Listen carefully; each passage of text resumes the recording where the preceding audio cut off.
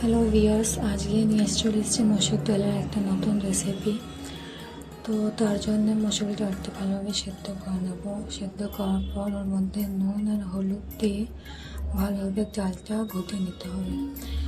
যেহেতু এই ডালটা পাতলা হবে তো জলের পরিমাণটা একটু বেশি থাকবে।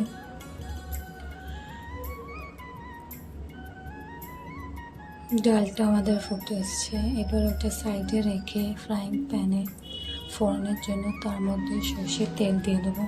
সর্ষের তেলের মধ্যে রসুনের কলি, জিরা, শুকনো লঙ্কা, পেঁয়াজ কুচি আর তেজপাতা দিয়ে ভালোভাবে ভেজে নেব। তার মধ্যে দিয়ে দিতে হবে টমেটোটা আস্তই থাকবে আর টমেটোর পরিমাণটাও বেশি থাকবে, কেন কি এই ডালের মেন ইনগ্রিডিয়েন্ট কিন্তু টমেটো হচ্ছে।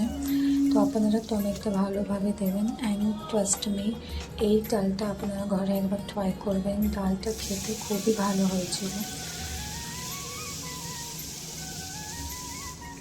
দেখুন টমেটোটা দিয়ে দিয়েছি, টমেটো ভালোভাবে গলেও এসছে। এবার সব কিছু ভালোভাবে ভেজে ডাল আমরা যে সেদ্ধ করে রেখেছিলাম ওই ডালটা এবার ফোড়নে দিয়ে দেবো।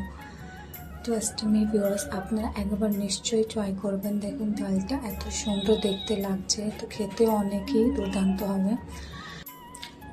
ভিডিওটা যদি ভালো লাগে চ্যানেলটা সাবস্ক্রাইব করে নিজের ফ্যামিলি আর ফ্রেন্ডসদের শেয়ার করে দিন। Thank you.